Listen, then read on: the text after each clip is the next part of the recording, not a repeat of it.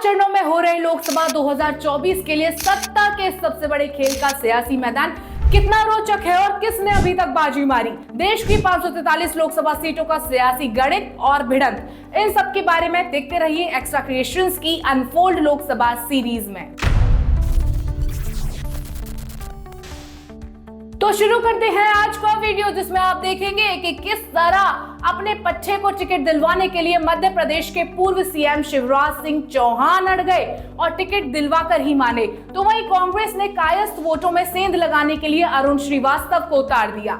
देश भर में चुनावी चर्चा का विषय बनी मध्य प्रदेश की भोपाल लोकसभा सीट के वीडियो में आज आपको बताने जा रहे हैं कि इस सीट को अभी तक जीतने वाले कौन कौन लोग रहे हैं मध्य प्रदेश की सियासत में, और चुनाव में अब तक किसने बाजी मारी है। भोपाल लोकसभा सीट पर इस बार बीजेपी ने प्रज्ञा सिंह ठाकुर का टिकट काटकर पूर्व महापौर और जिला अध्यक्ष आलोक शर्मा को उतारा है। तो वहीं कांग्रेस ने ग्रामीण अंचल में अपनी पकड़ रखने वाले अरुण श्रीवास्तव को टिकट दिया है। बीजेपी की बापौती माने जाने वाली इस सीट पर कांग्रेस क्या कमाल करती है, ये तो 4 जून को आने वाले नतीजे ही बताएंगे। अब जान लेते हैं कि क्या है मध्य प्रदेश राज्य का वर्तमान चुनावी समीकरण।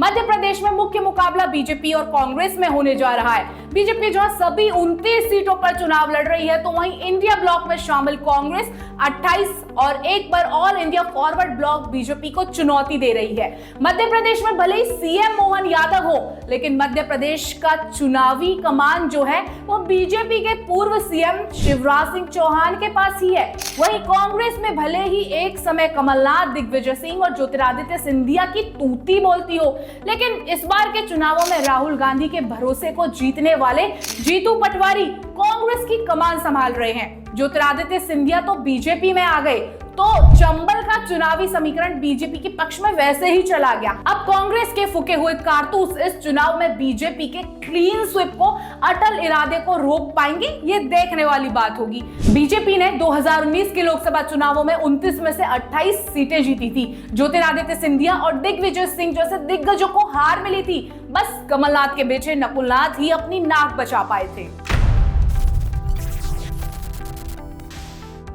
अब बारी है इस लोकसभा सीट के इतिहास को जान लेने की कि कब और कौन शख्स इस लोकसभा सीट से आम से खास बना और किनके बीच द्वंद्व वाली स्थिति देखी गई। भोपाल सीट का इतिहास 1952 से शुरू होता है, जब यहां से कांग्रेस के सैदुल्ला राजमी और चतुर नारायण मालवीय सांसद बने थे। 1957 और 1962 में महमूला सुल्तान कांग्रेस के टिकट पर सांसद बने, तो भारतीय जनसंघ से 1967 में जगन्नाथ राव जोशी सांसद बने। 1971 में कांग्रेस के टिकट पर पूर्व राष्ट्रपति शंकर दयाल शर्मा, तो वहीं 1977 में जनता पार्टी के टिकट पर आरिफ बेग लोकसभा में पहुंचे।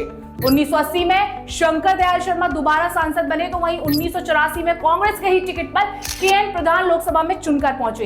इसके बाद फिर कभी यहां से कोई भी कांग्रेस पार्टी से सांसद नहीं बना और बीजेपी ने यहां अपनी बादशाहत कायम कर ली। 1979, 1991, 1996 और 1998 में बीजेपी के सुशील चंद्र वर्मा यहां से जनता की आवाज रहे। तो उसके बाद 1999 में उमा भारती, 2004 और 2009 में, 2014 में आलोक संजर और 2019 में साध्वी प्रज्ञा सिंह ठाकुर सांसद बनी। अब बात कर लेते हैं पिछले चुनावों के नतीजों के बारे में। 2019 के लोकसभा इलेक्शन में यहाँ पर 21,42,861 मतदाता थे। बीजेपी की साध्वी प्रज्ञा को 8,65,212 वोट मिले, तो वहीं कांग्रेस के दिग्विजय सिंह को 5,01,279 वोट मिले। तीसरे स्थान पर बीएसपी के माधो सिंह अहिरवार रहे, जिन्हें 11,250 वोट मिले। इस सीट का वोटिंग परसेंटेज 65.7% रहा। तो बने रहिए एक्स्ट्रा क्रिएशंस के साथ अनफोल्ड लोकसभा सीरीज में, देश की सभी लोकसभा सीटों का सियासी गणित समझने के लिए, जिसका वास्ता आप सभी कभी ना कभी पड़ता ही है।